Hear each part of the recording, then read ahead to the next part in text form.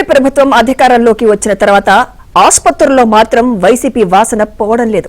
అడ్డగోలు నిర్ణయాలు, అడ్డదారుల్లో కట్టబెట్టిన కాంట్రాక్టర్లే ఆసుపత్రుల్లో నాణ్యత లేని ఆహారాన్ని అందిస్తున్నారు. నిబంధనల ప్రకారం నడుచుకోని కాంట్రాక్టర్లను తొలగించాల్సిన ఉన్నతాధికారులు సైతం వారు ఇచ్చే ముడుపులు పుచ్చుకొని అవినీతిని మరింత ప్రోత్సహిస్తున్నారు. ఆఖరికి ప్రభుత్వ ఆసుపత్రుల్లో పేదలకు ఇవ్వాల్సిన పౌష్టికాహారంలో కూడా నాసిరకం అందిస్తూ దోచేస్తున్నారు.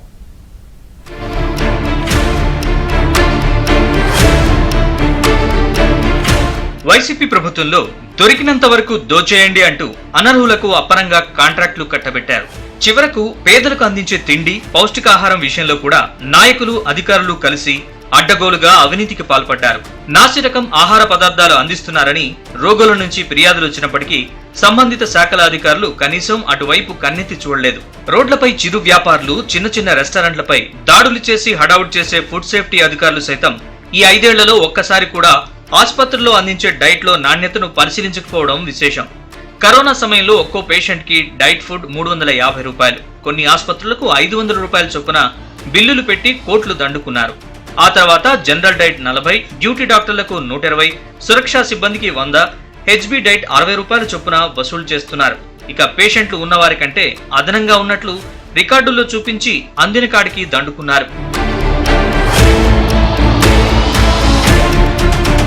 డైటీషియన్లు లేని ఆసుపత్రుల్లో ఆర్ఎంఓలు, సూపరింటెండెంట్లతో కాంట్రాక్టర్లు కుమ్మక్కై నాణ్యతా ప్రమాణాల్ని పాటించకుండా నాసిరకం డైట్ ని సరఫరా చేశారు.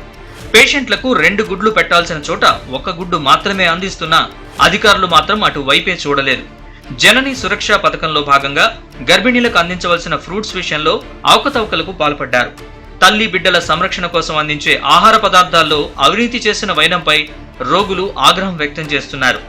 వైసీపీ పెద్దలకు వెళ్లాల్సిన మామూళ్లు వెళ్లిపోతుండడం, పై అధికారుల్ని ప్రసన్నం చేసుకోవడంతో కాంట్రాక్టర్ల అవినీతిని అడ్డుకునేవారే లేకుండా పోయారు. రాష్ట్ర వ్యాప్తంగా ఈ డైట్ ఫుడ్ బిల్స్ మీద జీఎస్టీ 200 కోట్లు పైగా చెల్లించాల్సి ఉన్నా ₹1 కూడా చెల్లించలేదు.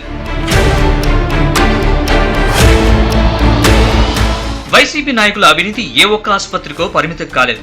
రాష్ట్ర వ్యాప్తంగా అనేక ఆసుపత్రుల్లో ఇలా తమ వారికి కాంట్రాక్టులు కట్టబెట్టి అందరూ కలిసి ప్రజాధనాన్ని దోచుకుని ప్రజలకు మాత్రం నాసిరకం ఆహార పదార్థాలు అందజేశారు. రాష్ట్రంలోని పలు ఆసుపత్రుల్లో అవినీతి జరిగినట్లు సమాచారం. కూటమి ప్రభుత్వం అధికారంలోకి వచ్చినప్పటికీ వైసీపీ ప్రభుత్వంలో నియమించిన కాంట్రాక్టర్లదే హవా నడుస్తోంది.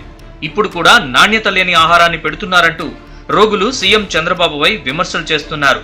తిరుపతి ఆసుపత్రిలో చెవిరెడ్డి అనుచరుడు భిరంకుట్టి, కర్నూలు ఆసుపత్రిలో జైపాల్ రెడ్డి అనే కాంట్రాక్టర్కు అప్పగించారు.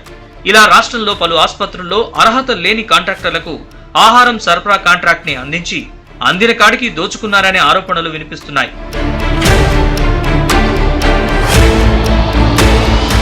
కూటమి ప్రభుత్వం అధికారంలోకి వచ్చి 2 నెలలవుతున్నా అనేక శాఖల్లో వైసీపీ నేతల అనుచరులే చక్రం తిప్పుతున్నారు. కనీసం నిబంధనల ప్రకారమైనా వారు పనిచేస్తున్నారా అంటే అది లేదు. కొంతమంది ఉన్నతాధికారుల అండతో పేదల జీవితాలతో ఆడుకుంటూ అందిన కాడికి దోచుకుంటున్నారు. పేదవారు పెత్తందారులు అంటూ ఊదరకొట్టిన జగన్ ఇటువంటి పెత్తందారులకి కాంట్రాక్టులు కట్టబెట్టి ప్రభుత్వాసుపత్రులకు వచ్చే పేదల ఆరోగ్యాన్ని అడ్డం పెట్టుకుని కోట్లు దోచుకున్న వైనంపై విచారణ చేసి చర్యలు తీసుకోవాలని కూటమి పార్టీల నేతలు కోరుతున్నారు.